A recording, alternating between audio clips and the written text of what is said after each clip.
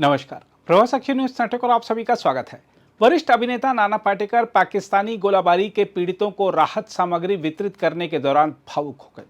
हम आपको बता दें कि अपने गैर सरकारी संगठन निर्मला गजानन फाउंडेशन की ओर से नाना पाटेकर ने मई में हुए ऑपरेशन सिंदूर के दौरान पाकिस्तान की जवाबी कार्रवाई का खामियाजा भुगतने वाले पुंछ और राजौरी जिलों के सीमावर्ती इलाकों के निवासियों से मुलाकात की। हम आपको याद दिला दें कि अभिनेता नाना पाटेकर ने फिल्म प्रहार में सेना के मेजर की भूमिका निभाई थी। उन्होंने कहा कि वह खुद उस 11 वर्षीय लड़की की शिक्षा का खर्च उठा रहे हैं जिसने पुंछ में हुई गोलाबारी में अपने पिता अमरीक सिंह को खो दिया था। हम आपको बता दें कि ऑपरेशन सिंदूर के दौरान 7 से 10 मई के बीच अपने परिवार के किसी सदस्य को खो चुके या फिर अपने घर पर किसी तरह का नुकसान झेल चुके 117 परिवारों को नाना पाटेकर ने 42 लाख रुपए की सहायता राशि वितरित की। भारत और पाकिस्तान के बीच संघर्ष के दौरान जवाबी गोलाबारी, मिसाइल हमलों और ड्रोन हमलों में कम से कम 28 लोग मारे गए थे। नाना पाटेकर ने कहा, यह उन परिवारों के लिए एक छोटा सा योगदान है जो हमारे अपने हैं और केवल इसलिए कष्ट झेल रहे हैं क्योंकि वे सीमाओं पर रह रहे हैं। हम उन्हें संदेश देना चाहते हैं कि वे अकेले नहीं हैं। नाना पाटेकर के साथ 25वीं इन्फेंट्री डिवीजन के general officer commanding major general Kaushik Mukherjee और राजौरी के उपायुक्त अभिषेक शर्मा भी मौजूद थे। पद्मश्री पुरस्कार विजेता नाना पाटेकर ने कहा कि उनके एनजीओ ने शिक्षा मानकों और बुनियादी ढांचे में सुधार के लिए 48 सेना सद्भावना स्कूलों को गोद लिया है, जिनमें से 28 कश्मीर में, 7 लद्दाख में और बाकी जम्मू में हैं। आप बोल रहे कि नहीं यहाँ आने वाले आप पहले हैं, ऐसी बात नहीं। इसके पहले मैं जम्मू में आके मैं सांबा तक गया, मैं वो फिर बीएसएफ के साथ मिलिट्री पैरामिलिट्री दोनों जो है उनके साथ जुड़ा हूँ मैं। तो वहाँ मैं जाता हूँ, मैं बंकर में जाकर रहता हूँ। वो 2 बंदे बैठे हैं, एक जो अपना असला लेके वह खड़ा है और दूसरा मॉनिटर पे है। 3 o'clock, 11 o'clock, 6 o'clock वो ऑर्डर देता है, वहाँ वो स्प्रे मार देते हैं और मुझे दिखा रहा था, देखो सर। और बच्चे कितने, 19 साल के, 21 साल के, 22 साल के, ऐसे छोटे छोटे बच्चे हैं। उनकी वजह से हम हैं, उनके बदौलत हम हैं। तो हमको, अरे इन्होंने तो जान दाव पे लगाई है ना, तो हम क्या कर रहे हैं, इतना सा कुछ कर रहे हैं। उसका बतंगड़ बनाने की और क्रेडिट लेने की जरूरत नहीं है। तो नहीं बेटे, क्या होता है ये हमारी जिम्मेदारी बनती है। देखो ऐसी कोई घटना घटती है तो हमें वहां पहले पहुंचना चाहिए। ये तो पहले हमारे से पहले रहते ही है। लेकिन जो पीड़ित है, तो मैं वो पीड़ित नहीं हूं, बाधित नहीं हूं, तो मेरी जिम्मेदारी बनती है कि मैं मदद के तौर पे वहां, मदद ये शब्द भी गलत है क्योंकि वो अपने भाई बहन ही है ना। अब ये कोई गुनाह नहीं है कि बॉर्डर के नजदीक रहते हैं तो वो तो सूखे के साथ जैसे गीला जल जाता है तो वैसे बात हो जाती है। तो ये हमारी सबकी जिम्मेदारी बनती है।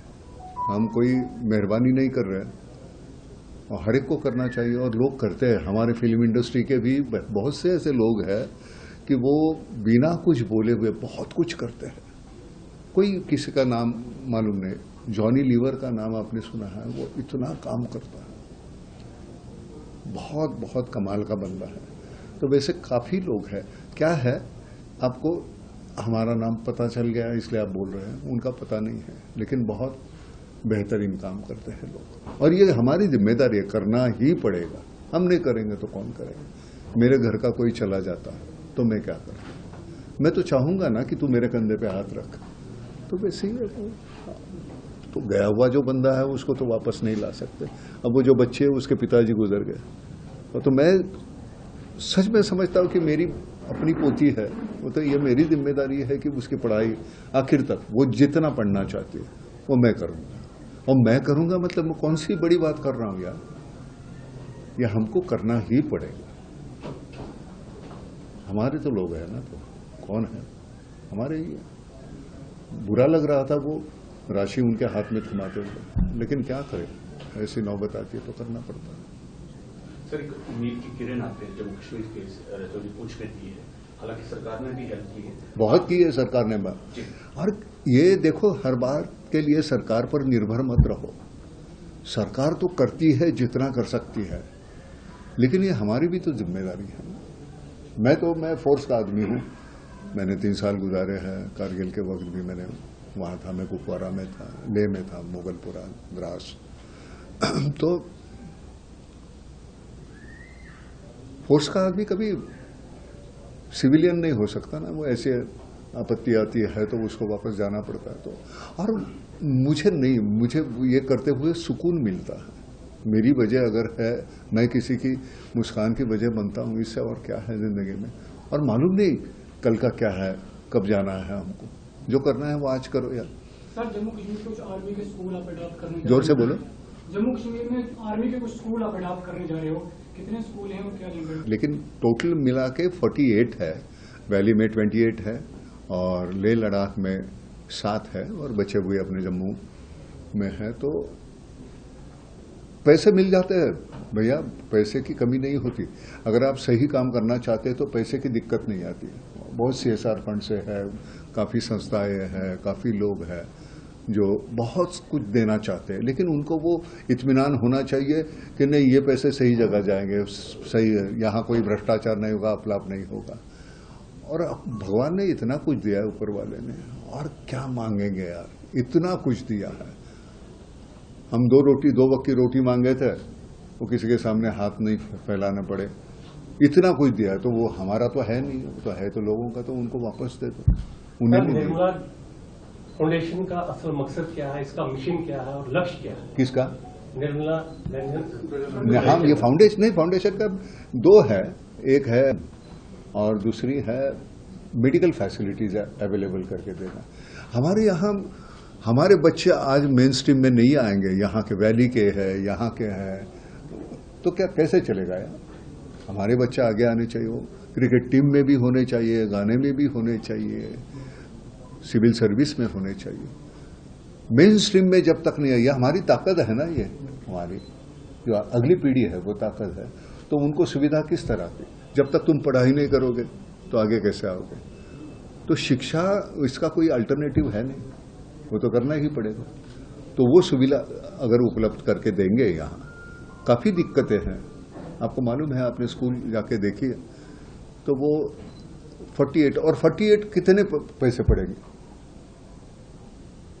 100 करोड़ 200 करोड़ हो जाते हैं, पैसे मिल जाते हैं। मेरे पास नहीं है मेरा जितना, लेकिन मैं तुम्हारे पास मांगने के पहले मैं अपने जेब में हाथ डालता हूं कि ये मेरी तरफ से इतना होगा, क्योंकि उतने तो दिए हैं, आप लोगों ने ही दिए हैं, समाज ने ही दिए हैं। सर, अगर हेल्थ फैसिलिटीज को लेके चले तो क्या बॉर्डर एरिया में आपको जैसा हॉस्पिटल बनाएंगे जिसमें? कौन सा बॉर्डर एरिया? हॉस्पिटल बनाना मुश्किल नहीं है, चलाना मुश्किल है।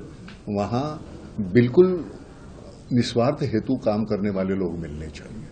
बनाना बहुत है, सरकार ने क्या काम बनाया, लेकिन वो चलाने के लिए वो, मुझे लगता है वो अंदर से आना चाहिए, आपको लगना चाहिए।